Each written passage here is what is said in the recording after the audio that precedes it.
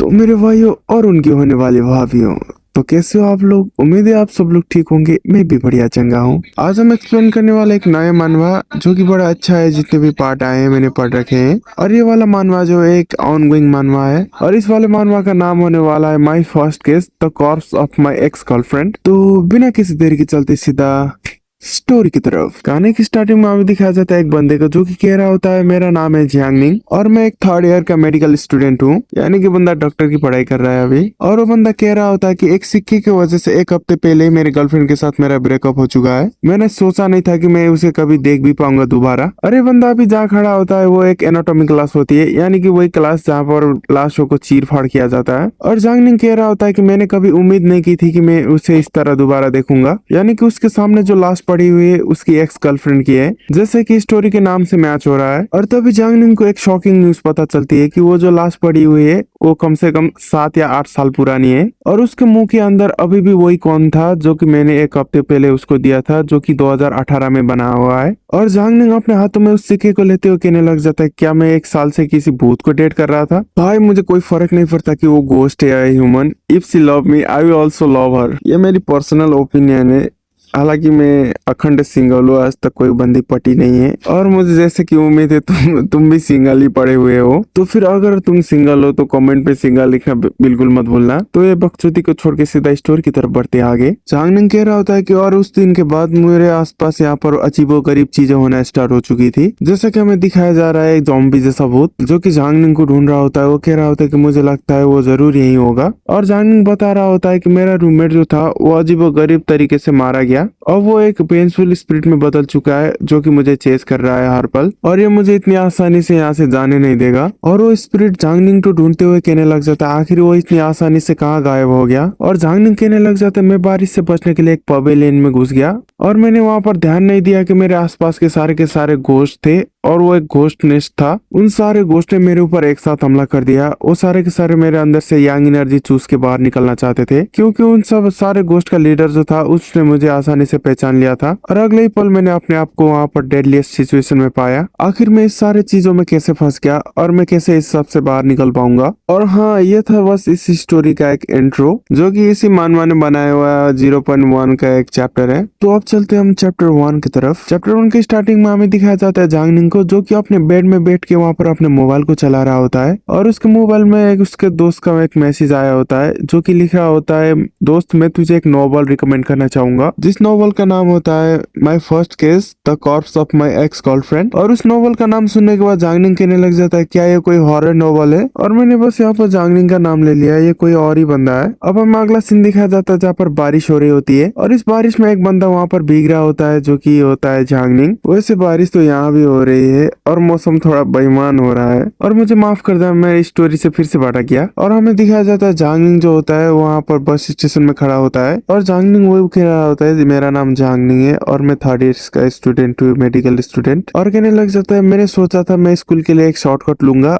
लेकिन मैं यहाँ आके खो गया और ये कम वक्त बारिश इसी वक्त होना था। मैं 1 घंटे से इस बारिश में खड़ा हुआ हूँ और मैंने यहाँ पर एक भूत को भी नहीं देखा। अबे चूतिए पीछे मुड़ के देख, वहीं पर तुझे भूत दिख जाएगी। और हमें दिखाया जाता है कोई जियांगनिंग के सर के ऊपर छाता का सपोर्ट रख देता है जिस वजह से उसके ऊपर बारिश होना बंद हो जाता है। और वो कहने लग जाते है क्लासमेट क्या तुम यहाँ पर अकेले आए हो। ये सब सुनने के बाद जियांगनिंग जो होता है वो पीछे मुड़ के देखता है और मन ही मन सोचने लग जाता है यहाँ पर बूढ़े पुराने लोग कहते हैं कि अगर तुम सुनसान इलाके में अकेले घूम रहे हो, अगर तुम्हारे पीछे से कोई आवाज दे तो पीछे मुड़ के मत देखना। ऐसा हो सकता है कि कोई वहाँ पर बुरी आत्मा या कुछ परेशान करने वाली कोई बुरी सोल्स हो जो कि तुम्हें यहाँ पर पसंद करना स्टार्ट कर दे। लेकिन जियांगनिंग के सामने जो होती है वो एक लड़की होती है जिसको देखते हुए उसकी सोच बदल जाती है। वो फिर से मन मन कहने लग जाता है भले ही बूढ़े पुराने कहे, छोड़ो उन सब की बातों को। अब हमें दिखाया जाता है उस लेडी को जो कि वहाँ पर निहायत ही कुछ ज्यादा ही खूबसूरत होती है, जिसको देखते ही यहाँ जियांगनिंग तक पिघल गया और मैं भी। और ये साला ठर की आत्मा कहने लग जाता है क्या मैं तुम्हें यहाँ पर वही चैट में ऐड कर सकता हूँ। और जियांगनिंग उस लेडी से उसका नाम पूछने लग जाता है और ये सब सुनने के बाद जो लेडी जो होती है वो मना नहीं करती, वो अपना नाम बता देती है जिसका नाम होता है बाई शाओयू।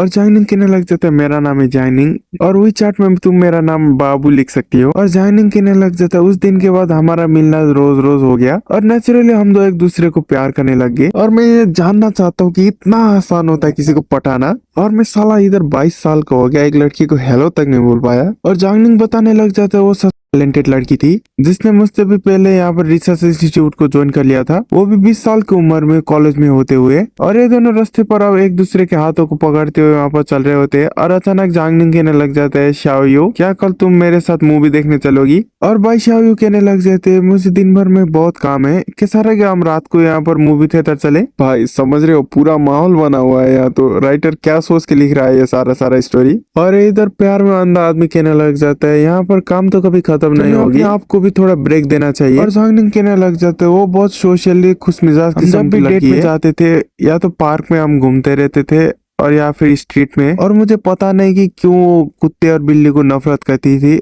और साथ में कुत्ते और बिल्ली भी उसको बहुत नफरत करते थे। दिखाया जाता है बहुत सारे कुत्तों ने वहाँ पर इन दोनों को घेर लिया होता है।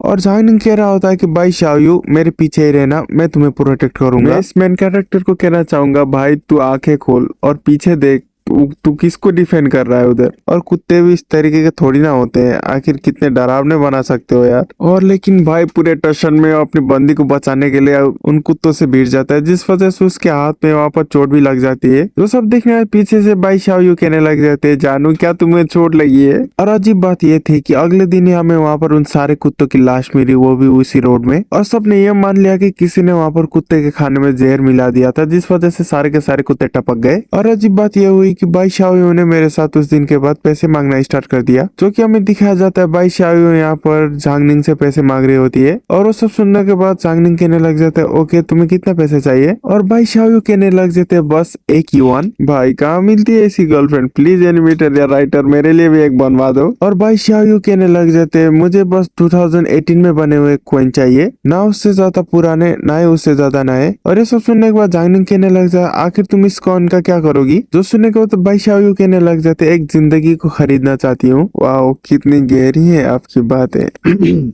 स्टोरी की तरफ आगे बढ़ते हैं। और उसके बाद लूनार मंथ के 5वें और पहले दिन वो मुझसे मिलने की बातें करने लग गई। और उस टाइम पर उसने मुझे वो सिक्का वापस भी किया जो कि मैंने उसको पहले दिया था। और उसने ये भी कहा था कि उस सिक्के को यहाँ पर एक दिन के अंदर ही स्पेंड कर दे, यानी कि खर्च कर दे उसी सिक्के को। और जांगनिंग कहने लग जाता है, एक सिक्का जो ब्लेस्ड होता है उसको जल्द से जल्द यहाँ पर खर्च कर देना चाहिए, जिस वजह से इंसान की लक बढ़ जाती है। और यही सब करते करते कब 1 साल चला गया पता ही नहीं चला। और इस बार भी भाई शाओयू ने उसको एक सिक्का देते हुए कह रही होती कि तुम्हें पता है ना इसका क्या करना है? जो सब सुनने के बाद जांगनिंग कहने लग जाता है, हाँ मुझे पता है, दिन ढलने से पहले इस सिक्के को इस्तेमाल कर लूं। मैंने हमेशा उसके बातों को माना, शाम होने से पहले हर बार उसके उस सिक्के को यहाँ पर स्पेंड करता रहा, लेकिन ऐसे ही एक दिन मैं उस सिक्के को स्पेंड करना भूल गया। और तभी उसका मैसेज आया जो कि होता है लेट्स ब्रेकअप। और ये सब देखने के बाद मैं पूछना चाहूंगा व्हाई? और जांगनिंग कहने लग जाता है, ये वही टाइम था जब मैंने उसको खो दिया। और यहाँ पर जांगनिंग ने मैसेज किया होता है, कल तक तो हमारे बीच सब कुछ ठीक था, लेकिन अचानक ऐसा क्यों?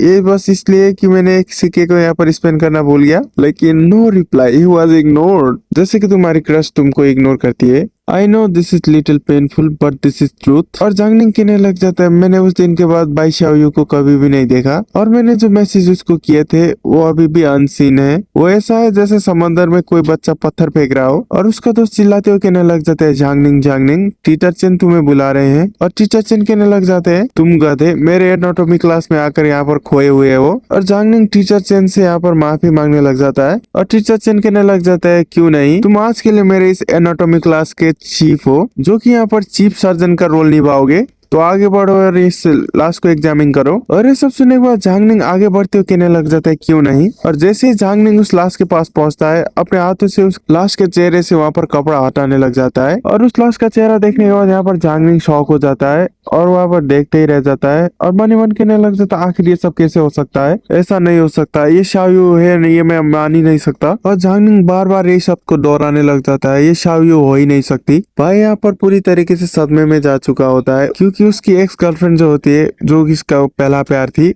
वो उसके सामने कॉर्प्स की तरह पड़ी हुई थी। और जांगनिंग भाई शाओयू के चेहरे पे हाथ लगाते हुए कहने लग जाते हैं, आखिर वो अचानक कैसे मर सकती है? और जांगनिंग को ऐसा लगता है कि जैसे उसके मुंह के अंदर कुछ है। उसके बाद जांगनिंग यहाँ पर शाओ भाई के मुंह के अंदर हाथ डाल देता है, वहाँ पर उसको वही कॉइन मिलता है जो कि उसने 1 हफ्ते पहले उसको दिया था। और टीचर चेन यहाँ पर ये सब देखने के बाद शॉक हो जाते हैं और कहने लग जाते हैं, ये थोड़ा अजीब है। और टीचर चेन कहने लग जाता है, आखिर इसके मुंह के अंदर 2018 का अभी का ये नया कॉइन कैसे हो सकता है? जो सब सुनने के बाद जांगनिंग पूछने लग जाता है, आखिर इसमें अजीब क्या है। और टीचर चेन रिप्लाई करते हुए कहने लग जाता है क्योंकि ये लाश जो है 8 या 7 साल पुरानी है। और ये सब सुनने के बाद भाई फिर से सदमे में चला जाता है और टीचर चेन कहने लग जाता है हाँ रिकॉर्ड में तो यही सब लिखा गया है। ये कॉर्प्स जो हमारे पास पड़ी हुई है वो स्टडी के लिए है और हमने इस लाश को जल्दी से जल्दी इस्तेमाल नहीं किया, तो ये जल्दी यहाँ पर फ्यूनरल हॉल में भेज दिया जाएगा इसको जलाने के लिए। और जांगनिंग यहाँ पर पूरा शौक होता है, वो बनी मन कहने लग जाता है जिस लड़की को मैं यहाँ पर 1 साल से डेट कर रहा था वो 6-7 साल पहले यहाँ पर मर चुकी है। और अपने हाथों से उस सिक्के को गिराते हुए कहने लग जाता है क्या मैं 1 साल से सच में किसी भूत को डेट कर रहा था। और इतने में हमारा ये वाला एपिसोड यहीं पर खत्म हो जाता है। अगर आपको ये वाला मानवा पसंद आया हो तो लाइक और कमेंट करना ना भूले।